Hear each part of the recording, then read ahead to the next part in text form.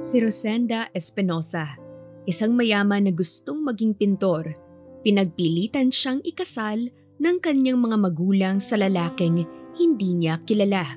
Kaya naman, hinatak niya sa isang kalsada ang isang matandang pulube na medyo malapit nang mamatay para pakasalan. Nang sa ganoon, hindi na siya ipakasal pa ng mga magulang sa lalaking pinagkasundo nito sa kanya. Ngunit paano kung ang lalaking pinili mong hatakin para takasan ang isang kasunduan ay siya rin palang lalaking pilit nilang ipinapakasal sa'yo?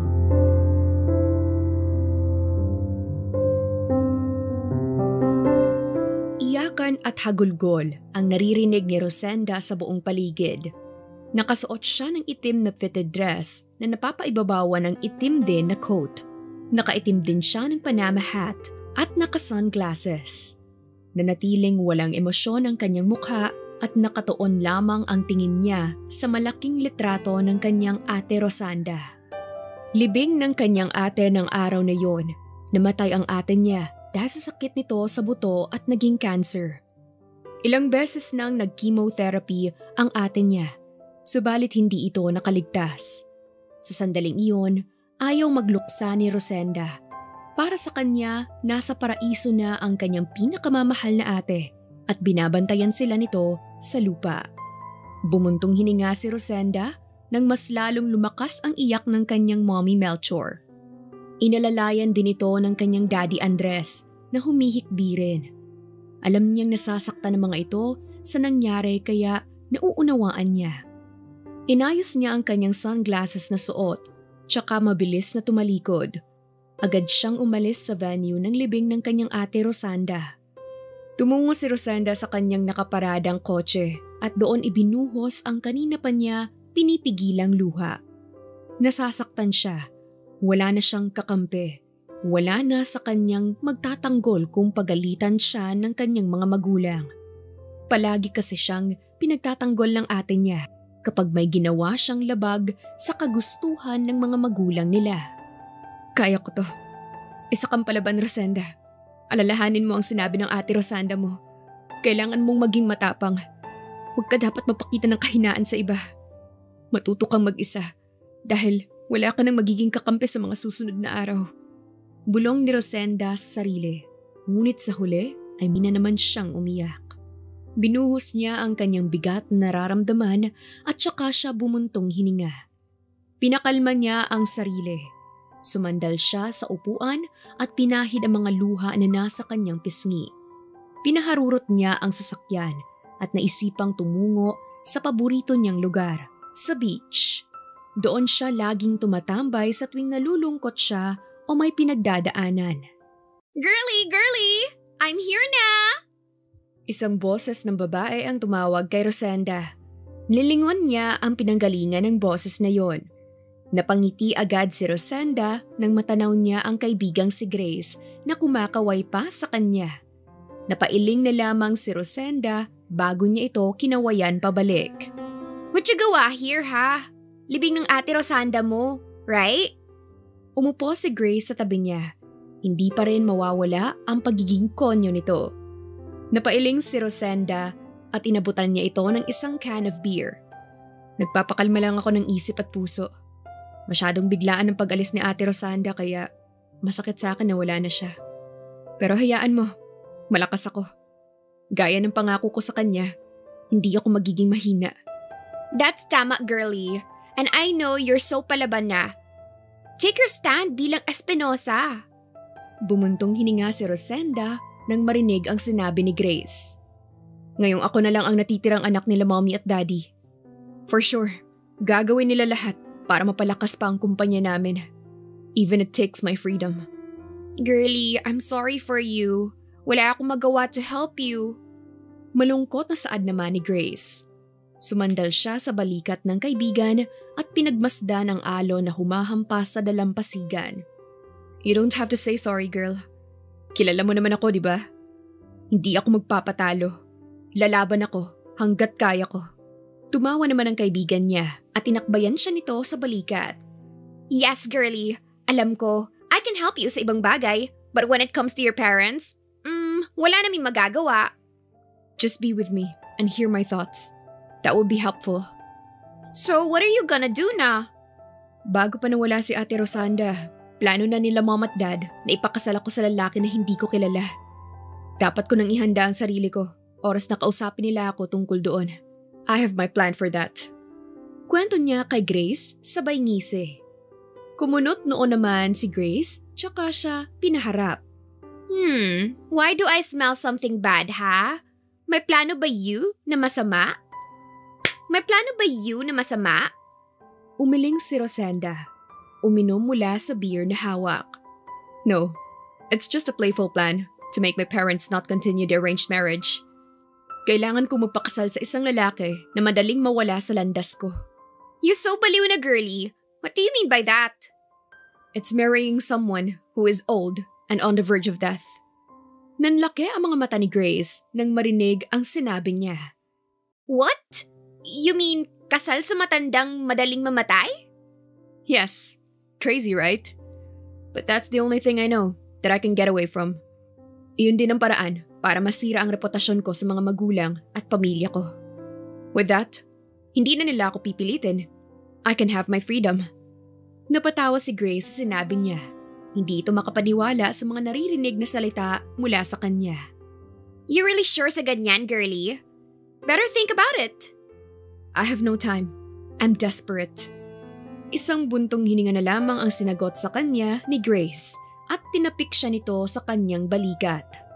Sa kabilang banda naman, nakatayo si Daven malapit sa bintana ng kanyang opisina, habang nakangiti at namumula ang pisngi na nakatitig sa larawan ng babaeng papakasalan niya. Really interesting. After all, you're going to be my wife. What would be your reaction if you find out that I'm the man you're getting married to? Kausap niya sa larawan na hawak-hawak. Narinig niyang bumukas ang pinto ng kanyang opisina. Hindi niya namalayan na 6:00 na pala ng gabi. Hindi na niya hinintay na magsalita pa ang kanyang sekretarya at inunahan na niya ito. Tuloy ang plano natin para sa social experiment. I'm still going to join the team. It's better to have me in the scene. Inilagay niya sa brown envelope ang hawak na litrato ni Rosenda Espinosa, ang babaeng papakasalan niya sa susunod na buwan. After 10 years, ito pa rin ang babaeng mahal niya. At oras na mag-cruise na ang landas nilang dalawa ni Rosenda, sisiguraduhin niyang papaibigin niya ito sa kanya na noon ay hindi niya nagawa. Nagpaalam naman ang sekretarya sa kanya nang matapos nitong marinig ang mga sinabi niya. Mabilis naman siyang umalis ng opisina at tumungo sa ground floor ng kanyang kumpanya. Nang nasa kotse na niya si Daven, ay mabilis niya agad itong ipinatakbo at patungo sa bahay ni Rosenda. Pinarada niya ang kotse sa hindi kalayuan. Napatingin siya sa kanyang suot na relo. Narinig niya na libing ng araw na yon ng ate ni Rosenda. Gusto ni Daven na nandoon siya sa tabi ng babae para damayan ito. Subalit, hindi niya pa pwedeng gawin iyon. Hindi pa oras para magkita silang dalawa. Daven, what are you doing here? Para kang baliw na stalker. Baka mamaya makita ka pa ni Rosenda at matakot pa siya sa'yo. Suway na bulong niya sa sarili. Napatawa siya ng bahagya at umiling. Sa kalagitnaan ng kanyang paglaban sa mga naisip ay ang pagdating naman ng kotse ni Rosenda. Nakita niya na pumasok ang kotse ng babae sa loob ng gate. Oh, Rosenda, I wanted to see you as soon as possible. I miss you like crazy. Sambit ni Daven. Hindi pa siya umalis nang hindi niya na siguro na nakapasok ng bahay ang babae. Nang makita niyang nakapasok na si Rosenda, ay tsaka naman siya umalis. Maagang nagising si Rosenda para simulan ang plano niyang paghahanap ng lalaking papakasalan na madaling mamatay. She knows it sounds crazy, but she didn't have any choice. That's the only thing she'd have to do. Pagdating niya sa hapagkainan, ay naabutan niya ang kanyang Mommy Melchor at Daddy Andres na kumakain na ng almusal. Nakabihis na ang mga ito para pumasok sa opisina. Good morning, Mom and Dad. Bati niya sa mga ito. Good morning, dear. Bati naman sa kanya ng kanyang Mommy Melchor. Hinila niya ang upuan tsaka nagsimula ng maglagay ng pagkain sa kanyang plato. Napatingin siya sa kanyang Daddy Andres na humihiwa ng omelette nang magsalita ito. Rosenda darling, we have something to tell you. Huminto muna ang Daddy Andres niya bago ito nagpatuloy. You have to be ready. Kailangan mo nang makilala ang fiancé mo. Fiancé? Tumawa siya ng bahagya. Binaba niya ang kubyertos na hawak. Bigla siyang nawala ng gana. Totoo nga palang narinig kong usapan ninyong dalawa. Arranged marriage, ha? Kanino? Naisip man lang ba ninyo ang mararamdaman ko bago niyo ako ipagkasundong ipakasal? Binaba na rin ng kanyang Daddy Andres ang hawak nitong kubyertos. We need to broaden our connection, darling. This is the only way to do that. Please, do this for our company and reputation. Hindi pinakinggan ni Rosenda ang sinabi ng kanyang Daddy Andres.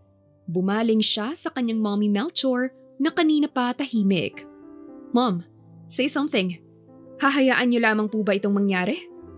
Hinawakan nito ang kamay niya na nakapatong sa ibabaw ng mesa tsaka pinisil iyon. This is for your future, dear. We need someone who will lead our company. Hindi ba at ayaw mo naman patakbuhin ang kumpanya natin? Dahil noon pa man ay gusto mo nang maging pintor at maging malaya. That's why we have to do this. Kung gusto mo maging pintor at ayaw mo sa kumpanya natin, this is the only thing you can do to us, darling. Pagak na tumawa si Rosenda. Hindi siya makapaniwala na ganoon ang naging dahilan kung bakit siya pinapakasalan ng mga ito sa lalaking hindi niya kilala. Tumayo siya mula sa pagkakaupo. Freedom Hindi lang pagiging pintor ang gusto ko, Mom and Dad. Gusto ko ring makasal sa taong mamahalin ko. Hindi yung habang buhay itali ang sarili ko sa lalaking hindi ko naman kilala at mahal. So where's the freedom there? Rosenda! Tawag sa kanya ng Daddy Andres.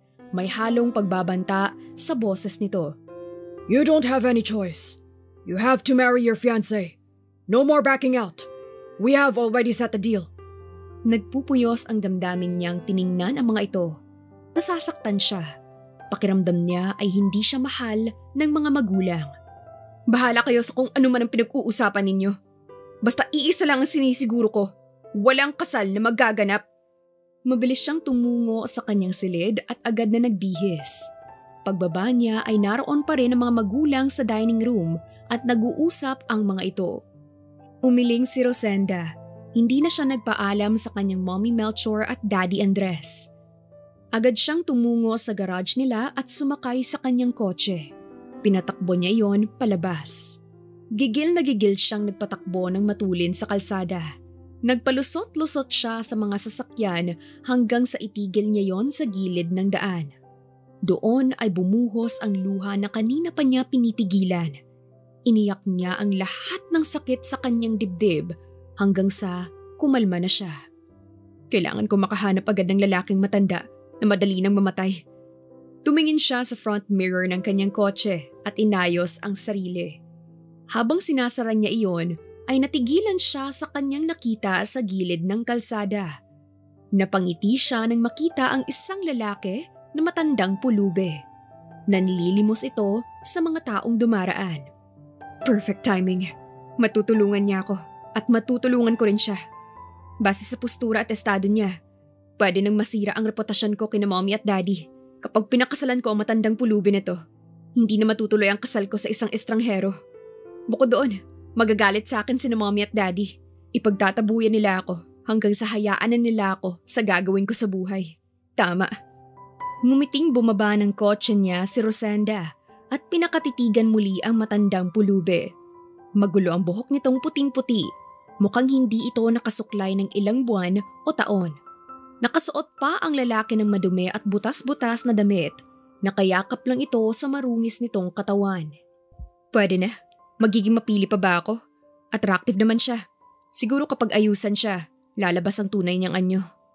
Hindi na nagdalawang isip pa si Rosenda at tinawid na niya ang distansya nilang dalawa ng matandang pulube.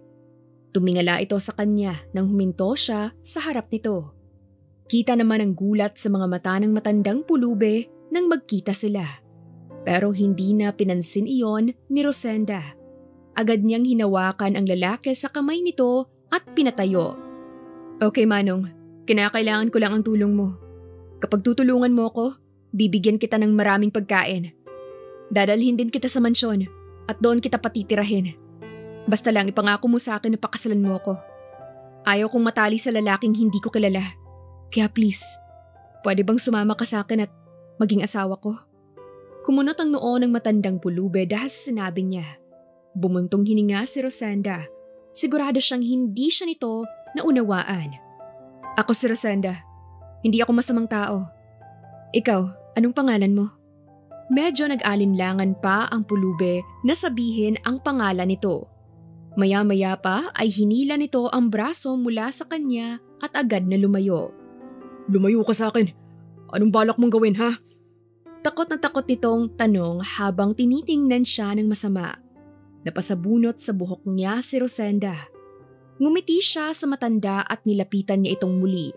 Dumukot siya ng pera mula sa kanyang pouch bag na dala at binigyan niya ito ng 5,000. Eto lang muna ang may bibigay kong pera sa'yo dahil yan lang ang cash ko ngayon. Ngayong nabayaran na kita, tutulungan mo ba ako? Wala akong gagawing masama sa'yo, pangako. Tinaas pa ni Rosenda ang kanyang kanang kamay. Mukhang naniwala naman sa kanya ang matandang pulube at unti-unti na rin itong tumango. Daven, yan ang pangalan ko, Iha. Yan ang pangalan ko, Iha. Anong may tutulong ko sa'yo? Napangiti si Rosenda nang marinig ang sagot sa kanya ng matanda. Ang ganda ng pangalan mo, Manong Daven. Mukhang pangmayaman. Ang hinihingi ko lang sa iyong tulong ay ang pakasalan mo ko. Pero pansamantala lamang yun. Wala kang aalalahanin. Sagot kita sa lahat. Kapag ginawa mo yun, bibigyan kita ng bahay at pera na maaari mong maging negosyo. Ano, payag ka ba, Manong? Hindi ka nalugi roon. Nag-isip saglit ang matandang si Daven at napatingin sa perang hawak nito. Umangat muli ito ng tingin at tinitigan siya ng mabuti. Sige, Rosenda. Payag ako. Tutulungan kita. Kung tutulungan mo rin ako. Okay, that's good. Thank you so much, Manong Daven. Ngayon, ay tutungo na muna tayo sa salon at kailangan mo ng makeover. Sandali, kailangan pa ba yun? Oo naman. Kailangan na presentable ka kapag iharap kita sa altar mamaya. Huwag ka mag-alala, ako nang bahala sa gastos. Tara? Tumango naman ang matanda sa kanya. Hinawakan niya ito sa kamay at hinila patungo sa kotse niya. Pinagbuksan pa ni Rosenda ang matanda ng pinto at inalalayan niya itong makapasok sa loob. Siya na rin ang nagkabit ng seatbelt nito. Kumunot ang noo ni Rosenda nang maamoy niya si Daven ay wala man lamang itong amoy. Natural ang amoy nito sa halip na mabaho dapat ito dahil sa kalsada nakatambay at walang ligo. Pero hindi na pinansin iyon ni Rosenda. Hindi naman iyon mahalaga para sa kanya. Pagdating sa salon ay pinapasok na niya si Daven. Pinagsabihan na rin niya ang mag-aayos dito dahil siya rin ay magpapaayos sa kanyang sarili. Habang inaayusan din siya sa kabilang silid ay tinawagan niya si Grace para humingi rito ng tulong. Grace, I need your help. Bungad niya agad dito nang masagot nito ang kanyang tawag. Go lang, girlie. Ba't ka na itulong sa'yo? Pwede mo bang sabihan mo si Tito Ren na maghanda para sa kasal ko ngayong araw? Civil wedding. At pwede bang ikaw ang witness ko? What? How am I going to sabi that kay Papa Ren? Baka magalit siya. Nakahanap na ba yun ng matandang madaling mamatay na papakasalan mo?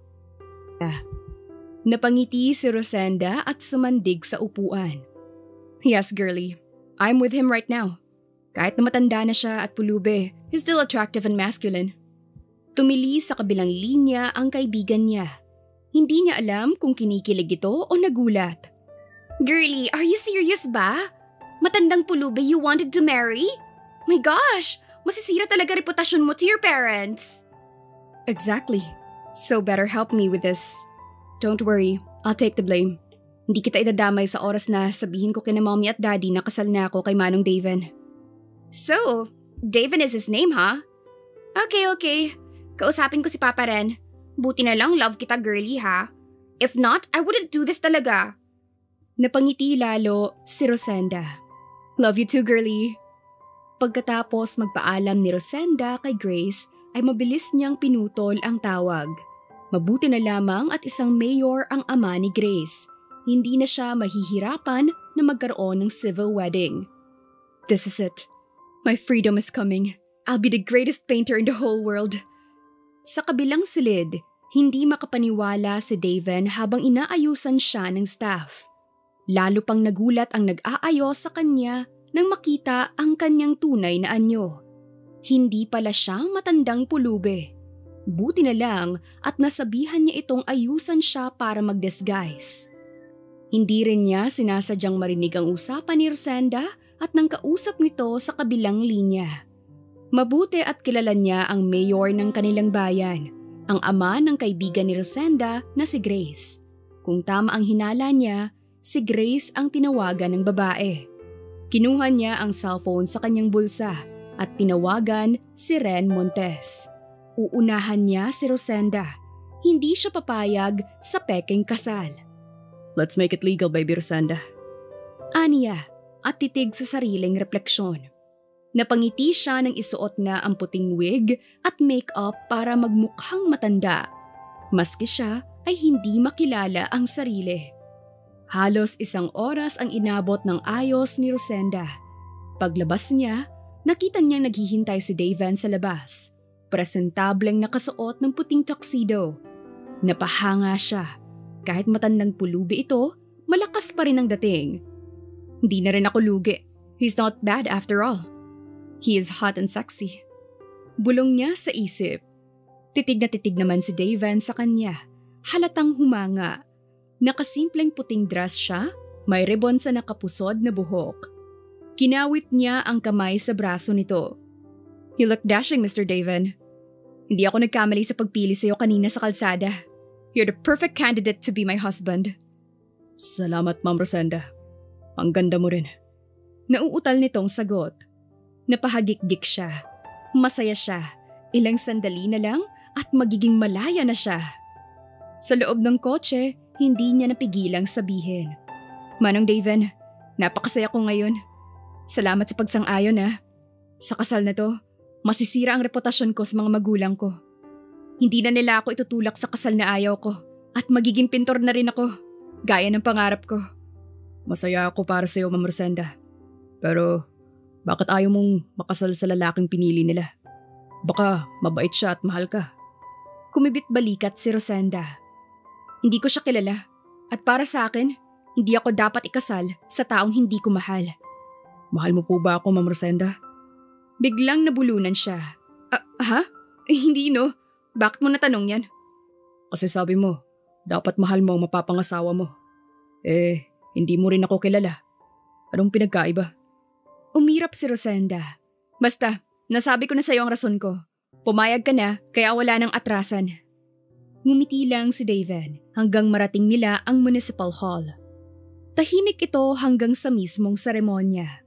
Matapos ang kasal, nilapitan siya ni Grace habang si Daven ay nasa loob ng kotse. Girlie, you're right! That matanda is so hot and sexy. Swerte mo ha? Pero kawawa naman siya. Anong plano mo? You're going to kick him out? Umiling si Rosenda. Hindi pa. Kailangan ko muna siyang ipakilala kina mommy at daddy. Pagkatapos nun, patitirahin ko siya sa mansyon. Kapag pinalayas na ako, tsaka ako tatapusin ang lahat. Pero tutuparin ko ang pangako ko. Bibigyan ko siya ng bahay at pera. Wala rin naman siyang habol dahil hindi totoo ang kasal namin. Napanguso si Grace, sumulyap sa kotse. I feel bad for him, but if it helps him not to be a pulube, go ahead. Niyakap ni Rosenda ang kaibigan. Thanks a lot, girlie. Pakisabi kay Tito Ren, salamat din. Pagbalik sa kotse, nakita niyang malayo ang tingin ni Daven. Manong Daven, uuwi na tayo sa bahay namin. Huwag mong pansinin si mommy at daddy. Ako nang bahala sa'yo. Sige, basta, wag lang nila ako sasaktan. Hinawakan niya ang kamay nito.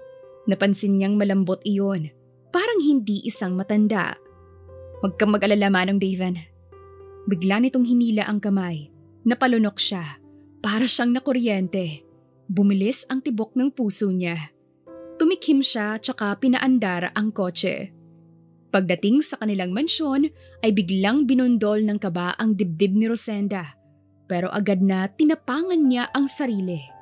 Hinawakan niya sa kamay si Manong Daven bago sila pumasok sa loob ng mansyon. Sakto namang pagdating nila sa loob ni Daven ay naroon ang kanyang Mommy Melchor at Daddy Andres. Napatigil ang pag-uusap ng mga ito nang makita siya at si Daven. Agad na sumalubong ang dalawang kilay ng kanyang mga magulang nang mapatingin ang mga ito sa magkahugpong na kamay nilang dalawa ni Daven. "Rosenda?" Nagtatakang tawag sa kanya ng Mommy Melchor niya. "Who is this?" Tanong naman ng kanyang Daddy Andres. Lumunok siya ng malalim. Hinawakan ng mahigpit ang kamay ni Daven bago siya nagsalita. "Mom, Dad, this is Daven, my husband." Muntik nang matumba ang Daddy Andres sa kinatatayuan nito, kung hindi lang ito naalalayan agad ng kanyang Mommy Melchor. "Rosenda, what did you say? Asawa mo ang matandang yan?" Nauutal na tanong ng kanyang Mommy Melchor. Tumango siya habang nanatiling nakataas ang noo. "Yes, he is. Simula sa araw na to, ay magsasama na kaming dalawa. Wala nang kasal na magaganap sa kung sino man ang lalaking pinagkasundo niyo sa akin. Kung hindi kayo naniniwala na kasal kaming dalawa ni Daven, tumungo kayo sa Municipal Hall." Tuluyang napaupo ang mga magulang niya sa couch. Hindi makapaniwala sa mga sinabi niya. "What are you doing, Rosenda? Bakit ka napakasal sa halos kaedad na namin? Sisirain mo ba ang reputasyon natin? Ano na lamang ang sasabihin ng mga tao sa atin? Naisip mo ba yun, anak?" Nasasaktan na sambit ng Daddy Andres niya. Gustong umiyak ni Rosenda. Ayaw niyang makita ang mga itong nasasaktan. Pero kailangan niyang maging matapang. Kailangan niyang panindigan ang plano na nasimulan na niya. "Pasensya na kayo, Mom at Dad. Pero mas gugustuhin kong matali sa isang matandang pulubi na tulad ni Daven kaysa hindi ko makuha ang kalayaan na gusto ko kung ipapakasal niyo ako sa isang lalaki na hindi ko kilala." "Hindi ka namin maunawaan, anak. Ano bang gusto mong mangyari? Pwede naman nating pag-usapan ang lahat. Hindi sa ganitong mauuwi ang lahat." Naiiyak na sambit ng Mommy Melchor niya. "Saan kami nagkulang, anak? Why are you doing this?" "I'm sorry, Mom at Dad. Kalimutan na ninyo akong dalawa. From now on, I have to make my decisions for myself. I have my dreams to do. I want freedom and to explore the world. I love you both." Pagkasabi niya sa mga salitang yon, ay hinila na niya palabas ng mansyon si Daven. Sumunod naman sa kanya ang lalaki. Nanatili lamang itong tahimik habang nakasunod sa kanyang likuran. Pagpasok sa kotse ay doon na binuhos ni Rosenda ang lahat ng sakit na kanyang naramdaman. Pakiramdam niya ay nabunutan siya ng tinik sa kanyang dibdib. Nilingon niya si Daven na noon ay nakatitig sa kanya. Ngumiti siya sa matanda. "Salamat sa tulong mo. Pasensya ka na sa nasaksihan mo kanina." "Ayos lang, Rosenda. Hindi kita huhusgahan. Lahat naman ay may rason at dinadala kung bakit mo yan nagawa at nasabi mo sa mga magulang mo. Pero isipin mo rin ang sinabi nila. Mga magulang mo pa rin sila." "Huwag ka mag-alala. Magiging maayos din ang lahat. Pero hindi pa sa ngayon." "Saan na tayo ngayon pupunta?" Tanong ni Daven sa kanya. Ngumiti si Rosenda. "Sa villa ko. Doon na muna tayo pansamantala." Nagitla naman siya nang biglang lumapit sa kanya si Daven at pinahid nito ang luha sa kanyang pisngi. Sa sobrang lapit ng mukha nilang dalawa ay napatitig siya sa mga mata at labi ng lalaki. Nahigit ni Rosenda ang hininga nang maramdaman niya ang mainit at mabangong hininga ni Daven. "Magkunos dili ka, Rosenda. Huwag mong sabihin na attracted ka na ngayon sa mga matatanda." Suway niya sa isipan. "Kausapin mo ulit ang mga magulang mo kapag handa ka na. Ipaliwanag mo sa kanila ang nararamdaman mo. Wala namang mga magulang na gustong saktan ng anak nila eh. Nakikita ko na mahal ka nila. Iniisip lang nila ang kapakanan mo, kaya nila nagawang ipagkasundo kang ikasal sa iba." Bumalik na si Daven sa pwesto nito pagkatapos nito iyong sabihin lahat. Napatawa naman si Rosenda pero naiiyak. Pero nagawa nila iyon dahil iniisip lang nila ang kumpanya. Rason niya. "Hindi ba ang kumpanya ninyo ang nag-ahon sa inyo sa hirap, ang tumulong sa inyo para maging maunlad? Siguro, ayaw lang nila mawala ang pinaghirapan din nila at para din sa'yo. Gaya ng sinabi ko kanina, kausapin mo ulit sila kapag handa ka na." May hinugot sa bulsa si Daven at inabot sa kanya. Napatingin naman si Rosenda sa inabot ni Daven, isang panyo na mukhang bago pa. Bago yan. Kinuha ko kanina habang nagbibihis ako ng damit. Ani naman ni Daven. Kinuha ni Rosenda ang panyo tsaka pinunasan ng luhang na toyo sa kanyang pisngi. Salamat dito, Manong Daven. Ngumiti naman sa kanya ang matanda at tinapik siya nito sa balikat. Sa villa nga sila tumuloy ni Daven ng gabing yun. Sa guest room niya muna pinatuloy si Daven habang siya ay naisipan na uminom muna kahit na konti. Nakalahati na niya ang bote ng alak nang lumabas ng silid niya si Daven. Tumungo ang lalaki sa tabi niya at tinapik siya nito sa kanyang balikat. Tiningnan ni Rosenda si Daven. Pinakatitigan niya ang matandang pulube. Ngumisi siya. Alam mo, aakalain ko talaga na hindi ka matanda tsaka pulube. Iba kasi ang karisma mo. Tapos yung kamay mo ang lambot. Napansin ko rin na mukhang hindi ka rin nakayuko. Mukhang ang ganda pa ng tindig mo para sa isang matanda na tulad mo. Matanong ko nga, ilang taon ka na ba? Lumapit si Rosenda kay Daven para kilatisin pa ang lalaki. Kita niya ang paggalaw ng Adam's apple nito. Biglang natigilan si Rosenda at may kung anong kiliti siyang naramdaman sa kanyang katawan. Bahagya siyang lumayo kay Daven. Ngunit hindi sinasadya, bigla siyang nawala ng balanse at nahulog siya sa upuan. Agad naman siyang sinalo ni Daven. Kitang-kita ni Rosenda ang malaking muscles ng lalaki at ang paglabasan ng mga ugat nito sa braso. Lumunok na naman ng sunod-sunod si Rosenda. Mas lalong uminit ang temperatura sa bar counter ng villa niya. Natulak niya si Daven ng bahagya. Ininom niya ang natitirang alak sa baso. Nagbabakasakali na mapawi ang pamamalat ng kanyang lalamunan. Pero mukhang hindi iyon naging epektibo. Ayos ka lang ba, Rosenda? Nag-aalalang tanong sa kanya ni Daven. Umiling si Rosenda. Hindi ako okay. Kailangan ko ng tubig. Aligaga namang kumuha ang lalaki ng tubig sa pitsyel at inabot sa kanya. Agad na ininom ni Rosenda ang tubig na inabot sa kanya ni Daven. Muli niyang tinitigan ang matanda. Hindi niya alam kung dala ba sa alak at nakikita niyang napaka-sexy ng lalaki. Unti-unting humakbang si Rosenda patungo kay Daven. Hinawakan niya ang laylayan ng damit nito at bahagyang tinaas. Pero agad siya nitong pinigilan. Anong ginagawa mo, Rosenda? Hindi ko alam. Gusto lang kitang mahawakan at mahalikan. Wala sa sarili niyang sambit. Buhay pa ang isip niya pero hindi alam ni Rosenda kung ano ang nangyayari sa katawan niya. Narinig niyang napamura ng mahina si Daven. Naglitid ang ugat nito sa leeg at biglang umigting ang panga. Gusto mo bang halikan kita? Napapaos nitong tanong sa kanya. Pumulupot ang kamay ng lalaki sa bewang niya tsaka siya nito hinila palapit. Nagdikit ang kanilang katawan ni Daven at iyon ang dahilan kung bakit mas lalong lumago ang apoy na kanina pa niya pilit binabalewala. Yes.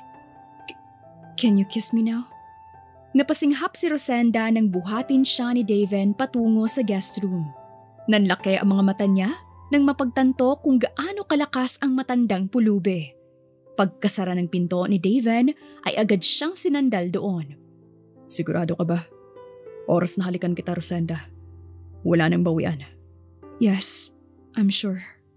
Hindi na alam ni Rosenda kung ano ang nangyayari sa kanya. Basta iisa lang ang alam niya. Gusto niyang mahalikan ang lalaki. Gusto niya itong mahawakan.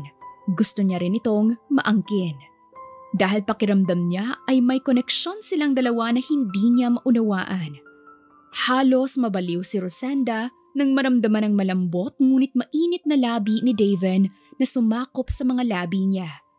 Kung may salita lang na makapaglalarawan ng nararamdaman niya ng mga sandaling iyon, ay baka nalamanan niya. Ngunit nakakabaliw ang mga labi ni Daven, lalo na nang magsimulang sipsipin ng lalaki ang kanyang ibabang labi. Napaungol si Rosenda.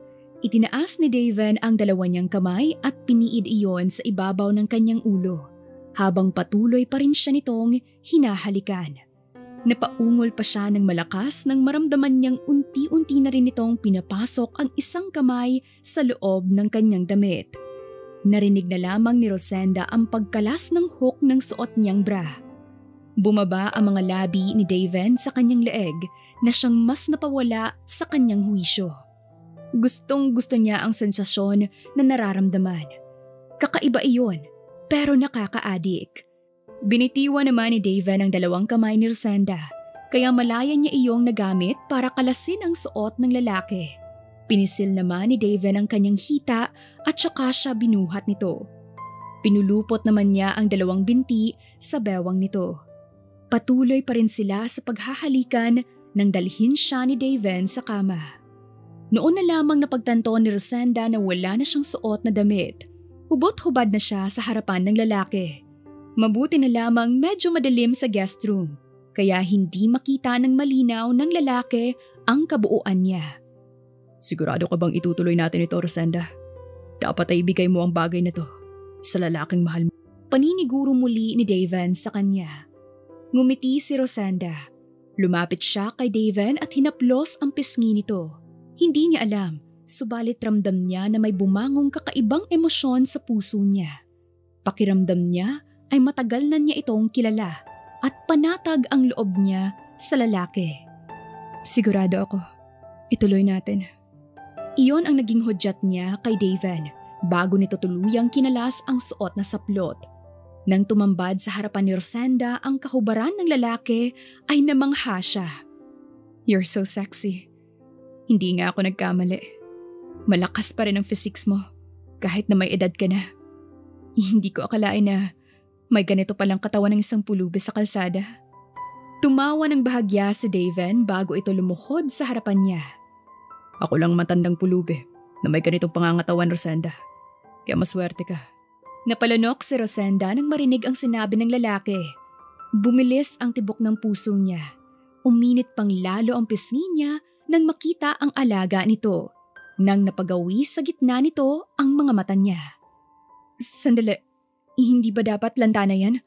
Lupaypay na dapat? Walang energy kasi. Bakit nakatayo yan? At bakit ang laki? Nauutal niyang tanong. Napatingin naman si Daven sa pagkalalaki nito bago siya tinapunan uli ng tingin. Bakit? Ayaw mo na bang ituloy natin to? Umaatras ka na ba, Rosenda? Hindi, no. Nagulat lang ako kasi ang lakas tapos energetic pa. Pero baka hindi naman masigla pag ginawanan natin. Energetic pa to, Rosenda. Huwag kang magalala. Hindi ko ipapahiya ang sarili ko. Napaungol na lamang si Rosenda nang muli siyang halikan ni Daven sa kanyang mga labi. Tuluyan na siyang nilamon ng kakaibang sensasyon. Ang bawat mga halik ni Daven ay nagbibigay sa kanya ng munting kiliti para siyang sinasamba ng lalaki sa tuwing pakatitigan siya nito. Napaungol ng malakas si Rosenda dahil sa tumitinding init sa kanyang katawan. Ginawaran naman siya ng halik ng lalaki sa kanyang leeg. Napapikit na lamang si Rosenda nang maramdaman niya ang alaga nitong kumikiskis sa bukana niya. Umarko ang kanyang bewang nang pumasok na yon ng konti sa loob niya. Napasinghap si Rosenda nang makaramdam ng sakit. I'm sorry, baby. I'm sorry. Mabilis lang yan. Mawawala rin. Pasensya ka na kung masyadong malaki ako para sa'yo. Hindi na napansin ni Rosenda ang pag-i-English ni Daven dahil sa sobrang sensasyon na nararamdaman. Pinaliguan siya ng halik ni Daven habang dahan-dahan naman itong pinapapasok ang alaga sa kanya. Napakagat sa ibabang labi si Rosenda. Hinawakan niya si Daven sa balikat habang iniinda ang sakit na nararamdaman. Bumaon ang mga kuko niya sa likuran nito. Sinakop ng mga labi ni Daven ang isa niyang dibdib habang ang isa nitong kamay ay pinipisil ang isa. Napaungol si Rosenda.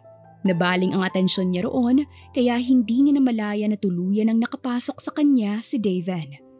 Unti-unting lumabas-pasok ang lalaki hanggang sa inuungol na niya ang pangalan nito. Halos mabaliw si Rosenda sa ginagawa sa kanya ni Daven. Kakaibang pakiramdam ang naramdaman niya. Sobra-sobrang pagnanasa na ayaw na niyang matigil pa iyon. Parang nawawala na siya sa tamang pag-iisip at tanging pangalan lamang ni Daven ang sinasambit niya. At sa gabing iyon, ilang beses siyang inangkin ni Daven at ilang beses siyang nagpaangkin dito. Mga halinghing nila ang tanging naririnig sa buong silid at ang paglangit-ngit ng kama. Kinabukasan, ngiting-ngiti si Rosenda habang hinahaplos ang matigas na katawan ng isang lalaki. Nagsumiksik pa siya sa dibdib nito. Minulat niya ng marahan ang mga mata para tingnan si Daven na natutulog. Subalit agad na nangunot ang noon niya nang makitang isang gwapong lalaki ang bumungad sa kanya. Bahagya pang natanggal ang kulay puting wig nitong suot. Nanginginig ang kamay ni Rosenda nang hawakan niya ang wig at alisin iyon sa buhok ni Daven. Hindi ito isang matandang pulube, kundi isa itong lalaki na kaedad niya lang din. Nanlaki ang mga mata ni Rosenda nang mapagtanto kung sino ang lalaking yun. Bigla siyang tumalon pababa ng kama habang pinakatitigan ang lalaki. Daven? Daven Durham? Paano? Napatakip sa bunganga niya si Rosenda dahil sa gulat. Si Daven Durham, ang lalaki na kaklase niya noon sa kolehiyo. Patay na patay ang lalaki sa kanya noon. Niligawan pa siya ni Daven. Subalit, binasted niya ito sa takot na baka ayaw ng mga magulang niya rito. Gustong-gusto niya rin noon si Daven. Ngunit hindi iyon ang tamang panahon para sa kanila. Kaya mas pinili niyang huwag munang pumasok sa relasyon. Mabilis na pinulot ni Rosenda ang kanyang mga damit na nagkalat sa sahig. Mabilis niyang sinuot ang kanyang panty at bra. Kasalukuyan siyang nagsusuot ng kanyang dress nang marinig niya na nagsalita si Daven. So, you're leaving? Dahan-dahang lumingon siya rito. Napaupo siya sa sahig nang nakatayo na sa likuran niya ang lalaki. Hubot-hubad pa ito, kaya kitang-kita niya ang nakatayong alaga nito. Hoy! Bakit nakatayo yan? Magbihis ka nga! Acting like you didn't see this last night. Tumahimik ka! Magdamit ka! Kung hindi, puputulin ko yan! Tumawa ng malakas si Daven habang aliw na nakatitig sa kanya. Good morning, baby. I'm so happy right now. Bakit mo ako niloko? Bakit ka nagpanggap na isang matandang pulube, ha? Bakit hindi mo sinabi sa akin na ikaw yan? Interesting. You still remember me. Akala ko ay nakalimutan mo na ako, Rosenda. Napaiwas siya ng tingin. Tuluyan niya itong tinalikuran at pinagpatuloy ang pagsuot ng dress. Oo naman, sino bang hindi makakalimot sa ginawa mo sa akin noon? I'm glad that… Magbihis ka na muna, hihintayin kita sa living room. Doon tayo mag-usap. Nagmamadali na siyang lumabas ng guest room. Pagdating sa living room ay ilang beses na nagmura si Rosenda. Rinig na rinig niya ang malakas na tibok ng kanyang puso habang hinihintay si Daven. Marami itong dapat na ipapaliwanag sa kanya. Pagdating ng lalaki sa living room ay agad niya itong sinuntok sa dibdib. Nagulat naman ito sa ginawa niya. What are those for? Takang tanong sa kanya ni Daven. Pinanlakihan niya ito ng mga mata. Sa panloloko mo yun sa akin. Pinasakay mo ako sa trip mo. Nagpanggap kang isang matandang pulube. Listen, baby. In the first place, ikaw ang bigla na lamang sumulpot sa harapan ko habang nagsasagawa kami ng social experiment para sa project namin. Sagot naman ni Daven. Bakit hindi ka kaagad nagpakilala sa akin, ha? Bakit mo ako niloko? Bakit ka nagpanggap pa rin na matanda sa harapan ko? Magpapakilala na sana ako sa'yo nun. Kung hindi ko lang narinig na kailangan mo ng tulong. But sorry for taking advantage of the situation. Because I took that opportunity also to get us married. Paliwanag pa ni Daven. Biglang nangunot palalo ang noo ni Rosenda nang marinig ang huling sinabi ng lalaki. Sandali. Anong ibig mong sabihin na kinuha mong oportunidad ang sitwasyon para makasal tayo? Ano yun? Mrs. Rosenda Durham, to tell you the truth, ako ang lalaking pinagkasundo ng mga magulang mo na ikasal sa'yo. What? Are you serious? Tumango naman si Daven bilang sagot kay Rosenda. Hindi makapaniwala si Rosenda sa kanyang narinig. Nanghihina siyang napaupo sa couch. Whatever. Hindi naman totoo ang kasal nating dalawa, kaya makakalaya ka nang umalis. Pagkatapos ng lahat, Rosenda, ganyan mo na lang ba ako itapon, gaya noon? Bakit mo to ginagawa? Tulad ka rin ba ni na mommy at daddy, na gustong kunin sa akin ng kalayaan na hinahangad ko? Why did you do this to me, Daven? Why did you take advantage of the situation? Lumapit sa kanya si Daven at hinawakan siya sa pisngi. Puno ng emosyon ang mata nito, malamlam at namumungay. Dahil mahal kita. Dahil gusto kitang maging asawa ko, Rosenda. Matagal kong hinintay ang pagkakataon na to Para lang magkita tayong muli. I made it to the top to not get rejected again. I made this so far so that I can be with you and to be your husband. Sabihin mo sa akin, mali ba na minahal kita noon hanggang ngayon? Umiling si Rosenda. Nanghihina ang mga tuhod niya habang nakatitig kay Daven. Mahal na mahal niya rin ang lalaki simula noon. Bumalik ang binaon niyang damdamin para dito sa mga oras na yon na muli niya itong nasilayan. Muli na naman iyong nagising at nilamon ang buong puso niya at pagkatao. Hindi ko alam, Daven. Pero hindi mo dapat ako niloko. I'm sorry about it, baby. But I won't let you go anymore. Akin ka na ngayon. Asawa na kita. Kaya gagawin ko ang lahat para mahalin mo rin ako pabalik. I will do everything to give you the freedom that you wanted. I will do everything to make you a famous painter in the whole world. Anything for you, baby. That's how I love you. Niyakap siya ni Daven ng mahigpit tsaka siya nito ginawaran ng halik sa kanyang Nagpaubaya naman si Rosenda at ninamnam ang pagmamahal nito para sa kanya. Lumipas ang mga araw. Nalaman ng mga magulang niya ang tungkol kay Daven at sa pagpapanggap nitong matandang pulube para sa social experiment. Tuwang-tuwa ang mga ito dahil sa nangyari sa kanila ni Daven. Naayos din ang problema niya sa mga ito. Humingi siya ng kapatawaran sa mga magulang at humingi rin ang mga ito ng tawad sa kanya. Nalaman din ng kanyang kaibigan na si Grace ang tungkol sa kanila ni Daven. Gulat na gulat naman ang kaibigan niya. Walang araw na hindi sa kanya pinaparamdam ni Daven ang pagmamahal nito para sa kanya. Sa lahat ng bagay ay nakasuporta ito sa kanya. Nagsimula na rin siyang magpinta at nararamdaman ang kalayaan na hinahangad niya. Lahat ng iyon ay dahil kay Daven at ang nakatagong damdamin niya para dito ay tuluyan na ngang nagising. Wala naman siyang ibang minahal kundi si Daven lamang. Nakatago lang pala ang damdamin na yon at nagising lang nang muli silang magkita. Napahawak sa puso niya si Rosenda nang maramdaman ang bilis ng tibok noon. Pinapakalma niya ang sarili. Kasalukuyan siyang sakay ng elevator patungo sa opisina ni Daven. Dala niya ang isang lunchbox na hinanda niya para dito. Balak niya ring sabihin sa lalaki ang tunay na nararamdaman niya mula noon at hanggang sa mga oras na yon. Ngiting-ngiti si Rosenda nang lumabas siya ng elevator at tumungo sa opisina ni Daven. Pagdating niya sa hallway ay nakita niyang bahagyang nakabukas ang pinto kaya sumilip siya mula roon.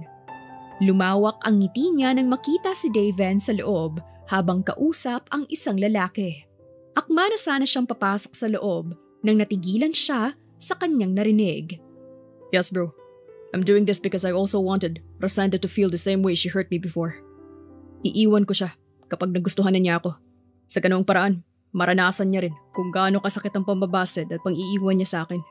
Nabitawan ni Rosenda ang lunchbox na dala dahil sa labis na pagkadurog ng kanyang puso. Labis siyang nasaktan sa narinig mula kay Daven. Hindi na niya pinulot ang lunchbox at mabilis na siyang tumakbo patungo sa elevator. Yun talaga ang plano ko nung una. But I can't do that to her, bro. Mahal na mahal ko si Rosenda. Ayaw ko siyang saktan. Gusto ko siyang makasama habang buhay. Siya lang ang babaeng minamahal ko talaga, bro. Kaya gagawin ko ang lahat para mahalin rin niya ako pabalik. Hindi ako titigil hanggat hindi ko na iparamdam sa kanya kung gaano ko siya kamahal. Pagpapatuloy ni Daven sa pagsagot sa kaibigan na si Leon. Napangiti naman si Leon sa kanya.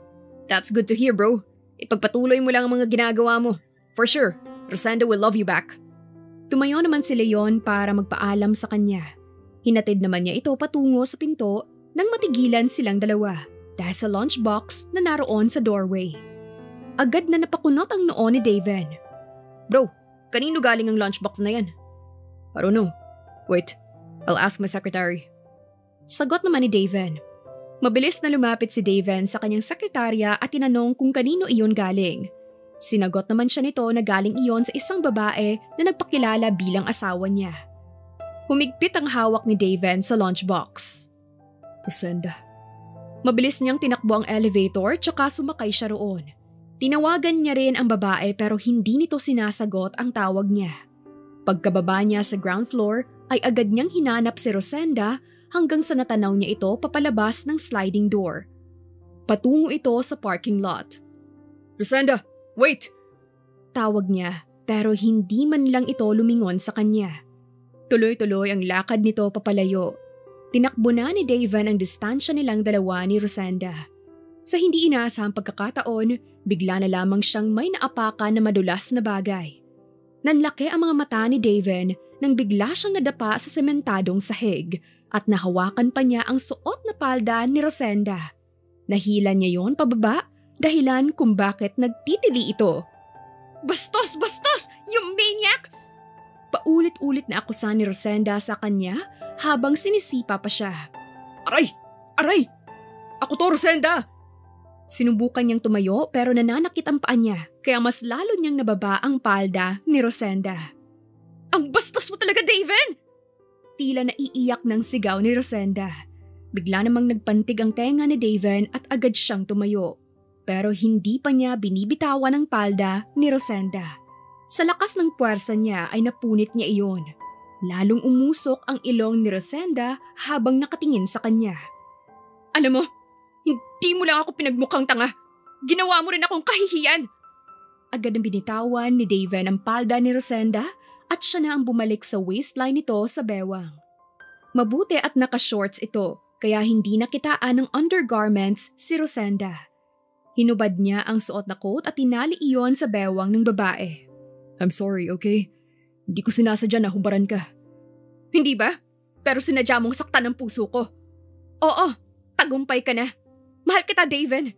Minahal kita noon hanggang ngayon. Akala ko wala na akong nararamdaman sa'yo paglipas ng panahon. Pero nang muli tayong nagkita, mahal pa rin pala kita. Ngayon na alam mo na, pwede mo na akong hiwalayan at iwan. Yun naman ang gusto mo, di ba? Ang ibalik sa akin ang sakit na pinaramdam ko sa'yo noon. Noon napagtanto ni Daven na narinig ni Rosenda ang pag-uusap nila ni Leon. Ngumiti siya at napahaplos sa kanyang buhok. Tinitigan niya sa mga mata si Rosenda. Is that what you heard a while ago? You didn't hear anything after that? Wala na. Bakit pa ako makikinig sa mga masasakit mong mga salita kung nasasaktan na ako, ha? Wala ka talagang puso, Daven. Sapat na sa akin ang narinig ko. Kaya pwede ba? Bigla niyang hinawakan sa pisngi si Rosenda at ginawaran ito ng isang malalim na halik sa mga labi. Tinulak siya ng babae pero hindi siya nagpatinag. Mas lalo niya itong hinalikan at niyapos sa bewang. Sinandal niya sa kotse ang babae at mas lalong ninanamnam ang mga labi nito. Marahan ang mga halik niya, puno ng pagnanasa at pagmamahal. Puno ng pananabik at respeto, puno ng saya at halina. Tumigil sa panlalaban si Rosenda at hinayaan siya nitong tangayin sila ng emosyon. Pero agad din namang tumigil si Daven. I'm sorry baby, okay? Pero ang narinig mo na yon ay hindi iyon ang dapat kong sabihin. Oo, inaamin ko. Yun talaga ang plano ko nung mag-propose ako sa mga magulang mo para sa isang arranged marriage. Gusto kong paibigin kita sa akin at kapag napaibig na kita, tsaka naman kita iiwan para maramdaman mo ang sakit ng ginawa mo noon sa akin. But when I saw you, I forgot everything. When I kissed you, my heart skipped a beat and fell in love with you again, deeply. Kaya hindi ko na tinuloy ang plano ko na yun. Gusto ko na makasama ka na habang buhay. Kaya gagawin ko ang lahat para mahalin mo rin ako.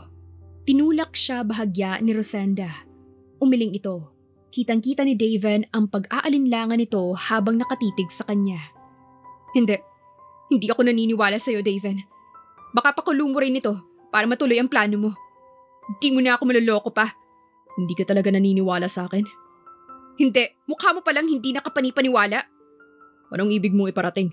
Anong problema sa mukha ko? Pangit ka! Ngumisi si Daven. Talaga? Na-attract nga sa akin kahit nag-disguise ako bilang isang matanda eh. Hindi no? Sino naman ang may sabi niyan sa'yo, ha? Kapal talaga ng mukha mo. Assuming. Just admit it, baby. You said to me earlier that you love me too, since then until now. Maniwala ka na sa akin para matapos ng lahat. Huwag ka nang mag-inarte. Hindi ako nag-iinarte. Takot lang ako sa gagawin mo. Huwag mo na akong kulitin pa. Rosenda? May pagbabanta ng sambit ni Daven sa babae. Hindi nakinig sa kanya si Rosenda. Tinalikuran siya nito kaya agad din niya itong sinundan at hinawakan sa braso. Mabilis namang binawi ni Rosenda ang braso mula sa kanya. Huwag mo akong susundan. Kung hindi, sisigaw ako. Go on. Kapag ginawa mo yan, itatakas talaga kita. Inis na nagpatuloy si Rosenda sa paglalakad. Sinundan niya muli ang babae at bigla niyang pinulupot ang dalawang braso sa bewang nito at binuhat si Rosenda. Tulong! Tulong, kidnapper! Please help! Kinagat na lamang bigla ni Rosenda ang tenga ni Daven, dahilan para mapasigaw siya ng malakas. Aray! Binitiwan niya ang babae at galit na galit tong hinarap siya. Sige, gawin mo yon. Hindi ko lang kakagatin ng tenga mo. Ano ka ba? Pusa, bigla ka na lang nangangagat dyan. Baka hindi lang kagat ang abutin ko sa'yo at kalmutin mo pa ako. Talaga, kapag inulit mo pa yon. Okay, let's end this. Ha? Takang tanong sa kanya ni Rosenda. Tinatapos mo na ang relasyon nating dalawa? Wala naman tayong relasyon, di ba? For sure, peke rin ang kasal nating dalawa sa munisipyo. Biglang nanghina si Rosenda nang marinig niya ang sagot sa kanya ni Daven. Hindi siya makapaniwala na tinatapos na nga ng lalaki ang lahat sa kanila. Di tapusin mo. Bahala ka na. Sandali, hindi pa ako tapos, Rosenda. Ano pa bang gusto mo? Mahal mo ba ako? Bingi ka ba? Sinabi ko na kanina. Kung mahal mo ako, will you marry me? Yes! No! Naguguluhang sagot ni Rosenda. Hindi na niya kayang i-analyze ang tanong ni Daven. Ano ulit ang tanong mo? Biglang lumuhod sa harapan niya si Daven at may hinugot itong isang kahon ng singsing sa bulsa. Napansin pa ni Rosenda na nanginginig ang kamay nito habang sunod-sunod ang paglunok ng lalaki. Rosenda, mahal na mahal talaga kita. I love you since the day that we became close in college until now. Ikaw lang ang babaeng gusto kong makasama habang buhay. Kaya, will you be my forever? Will you marry me? Tinaasan niya ng kilay si Daven at nanatiling poker face. Pero kanina pa nagsusumigaw ang puso niya sa sobrang tuwa. Parang gusto niyang yakapin ng mahigpit si Daven. Ngunit pinigilan niya muna ang sarili. Bakit naman kita papakasalan? Because you love me too, and you want me to be your husband. Malakas na sambit ni Daven. No, baby, you're wrong. I don't want to marry. Yes, you will marry me. Naiiyak na sagot sa kanya ni Daven. Nanginginig ang kamay nitong kinuha ang singsing sa kahon. Nang mahawakan nito ang singsing, ay biglang nabitawan iyon ni Daven. Gumulong ang singsing sa sahig at agad naman itong hinabol ng lalaki. What's happening to you, Daven Durham? I'm nervous, okay? Katwiran nito. Sinundan muli ni Daven ang singsing na patuloy pa rin sa paggulong. Ilang beses nang tinangkang kunin iyon ni Daven pero hindi pa rin nito iyon mahabol-habol. Hey, come back here! Papahuli ka na sa akin! Stop rolling! Napatawa na ng malakas si Rosenda. Nagkandapa-dapa ang lalaki sa pagkuha ng singsing. Subalit mukhang ayaw magpahuli ng singsing dito. Hanggang sa huminto iyon sa ilalim ng isang kotse. Tumayo si Daven at napasabunot sa buhok. Really? You're laughing? Why not? You're so cute there and funny. Pinagpatuloy muli ni Rosenda ang pagtawa. Wait there, baby. Kapag makuha ko ang singsing, papakasalan mo ako. Hey, wala akong sinabi. Dare me, baby. Nakangising sambit ni Daven. Dumapa ito sa semento, tsaka inabot ang singsing mula sa ilalim ng kotse. Nakasilip na rin si Rosenda kung maabot ba iyon ni Daven o hindi. Nang maabot nito ang singsing, ay nauntog pa ang ulo nito sa kotse. Nang makalabas si Daven, ay tuluyang tumayo at ngiting-ngiti itong pinakita sa kanya ang singsing. See? I got it. Now, you will marry me. Tiningnan ni Rosenda si Daven. May kaunting dumi na napunta sa mukha nito at maging sa damit. Pinilit na itago ni Rosenda ang tawa para hindi mahalata ng lalaki. Sa ayos na yon at itsura ni Daven ay masasabi niyang isa itong pulube. Wala akong sinasabi na papakasalan kita. So no. Ganon ah. Di ako papayag. Napatili na lamang si Rosenda na mabilis siyang buhati ni Daven patungo sa kotse nitong nakaparada. Kinagat niya ito sa tenga at leeg pero tiniis iyon ni Daven. Pinasok siya nito sa kotse at agad na tinali ang kanyang kamay gamit ang kurbata nito. Anong ginagawa mo, ha? Dadalhin kita sa simbahan at papakasalan. Ayaw mong maniwala sa akin eh. Ngayon, papatunayan ko sa'yo kung gaano kita kamahal. You don't have time to escape from me, Rosenda. What? Are you crazy, Daven? Yes, crazy in love with you.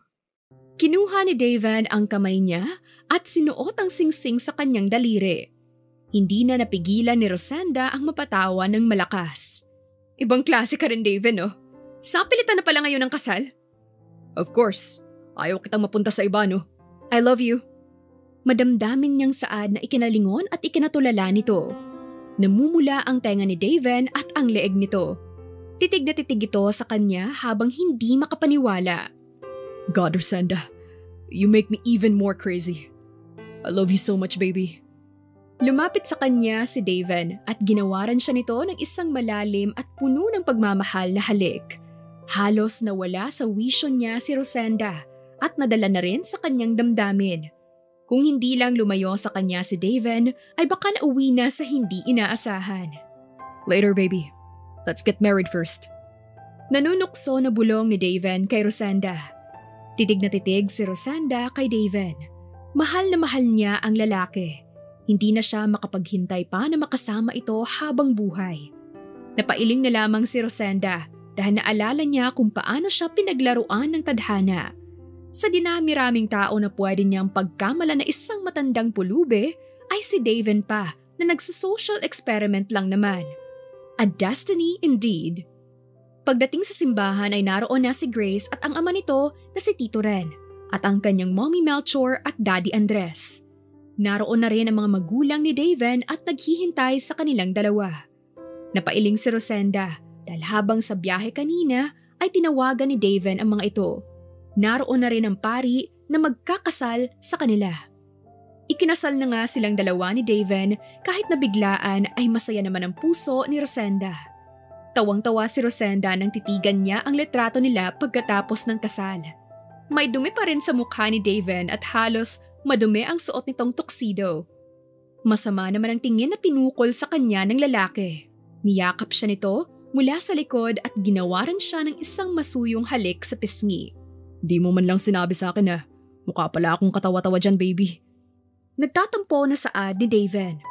Nilingon niya ang asawa at kinulong niya ang pisngi nito sa kanyang dalawang palad. Kahit na, gwapo ka pa rin at hot. You're really in love with me, huh? Oo naman. Ikaw nga eh. Madly crazy in love with me. Yeah, madly. Oo nga pala, baby. I have something to confess. Agad na nangunot ang noo ni Rosenda. Bigla siyang kinabahan. Ano yun? You remember when we got married in the municipal hall? Yes. Pero wag ka mag-alala, peki yon. Void. No, baby. Actually, it's legal. Tinawagan ko si Mr. Ren Montes nun na to make it legal. So, in total, we got married 2 times. Civil and church. What? Ang daya mo talaga ano? Tinitake advantage mong pagpapanggap mo bilang matandang pulube? Hindi mo talaga ako nahalata nun, no? Hindi, swear. Ang galing ng disguise nyo para sa social experiment. Pero may na-notice ako noon sa'yo. Pagdating sa boses, kilos at mga kamay mo. Pero binaliwala ko yun. Well, at least, hindi lang success na program ang nakuha ko sa kumpanya. Nakuha rin kita. Ngumisi si Rosenda at tinulak niya sa sofa ang asawa. Napasandal naman ito at takang tiningnan siya. Umupo siya sa kandungan ni Daven. Pinadaan ni Rosenda ang kanyang mga daliri sa Adam's apple ni Daven. Ang hard mo na, hobby ko. Kanina mo pa ba ako pinagnanasaan? Tukso niya pa sa lalaki.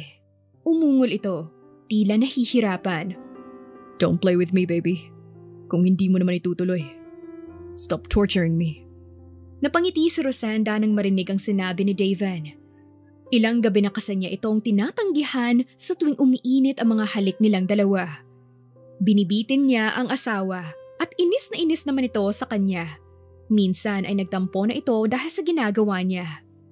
Hindi nga pwede, hobby ko. Alam mo naman na buntis ako, hindi ba? Napanguso si Daven. Hinawakan ang kanyang bewang at pinisil iyon. You know how much I struggle every night, baby. Hindi ako makapaghintay ng 9 na buwan. Then let's be patient, baby. Manood na lang tayo ng movie para hindi mo na masyadong isipin. Ikaw masyado kang active na active. Sumandal si Daven sa kanyang dibdib, pero naglalakbay na ang dalawang kamay nito sa kanyang katawan. Maya-maya ay nahubad na nito ang bra niyang suot. Of course, baby. Seeing you always makes me turn on. That's how sexy, attractive and beautiful you are. Ikaw, palagi mo na lang akong pinupuri. Kinikilig na sambit niya. Naramdaman na ni Rosenda ang paghawak ni Daven sa dalawang bundok niya. Napaungol siya nang simulang pisilin iyon ng lalaki. Hinubad nito ang suot niyang damit kaya tumambad kay Daven ang malulusog niyang dibdib. Kumapit si Rosenda sa leeg ni Daven nang simulan nitong ibaon ang mukha sa dibdib niya. Napaungol si Rosenda kasabay ng pag-angat sa kanya ni Daven. Pinahiga siya nito sa sofa. Malambot siyang tinitigan ni Daven sa mga mata. Puno iyon ng pag-iingat, pagmamahal at paghanga. Mahal na mahal kita, Rosenda. Kayo na magiging anak natin. Mahal na mahal din kita, Daven. Mahal na mahal ka namin. Mabilis siyang siniil ng halik ni Daven sa kanyang mga labi. Sa dala ng kanilang kapusukan ay bigla na lamang silang nahulog sa sahig. Kitang-kita ni Rosenda kung paano naputol ang apoy na nararamdaman ni Daven. Hubby, mukhang ayaw talaga tayong pagbigyan. Tukso niya pa sa asawa habang tawang-tawa. Namumula naman ang buong pisngi ni Daven habang nakatitig sa kanya at nakangiti. It's not funny, Rosenda. But it is, Mr. Daven Durham. Talaga? Napatili na lamang si Rosenda nang buhatin siya ni Daven at muling siniil ng halik. Tawang-tawa silang dalawa nang muli silang mauntog sa kanto sa sofa. Makalipas nga ang 9 na buwan ay isinilang ni Rosenda ang lalaking anak nilang dalawa ni Daven. Dahil sa pagdating ng bata ay mas lalong tumibay ang kanilang pagmamahalan at pagsasama na dalawa. Masayang-masaya si Rosenda dahil sa dinami-dami ng lalaki sa mundo, ang first love pa niya ang nakatuluyan. Nakakatuwa man ang kanilang muling pagkikita dahil pinagkamalan niyang matandang pulubi si Daven, ngunit nauwi naman iyon sa masayang pagsasama. Natagpuan na rin ni Rosenda ang kalayaan na hinahangad niya at naging isa siyang tanyag na pintor. Isa lang ang pinapangako ni Rosenda sa sarili. Mamahalin niya si Daven at ang kanilang mga anak habang buhay. Wakas.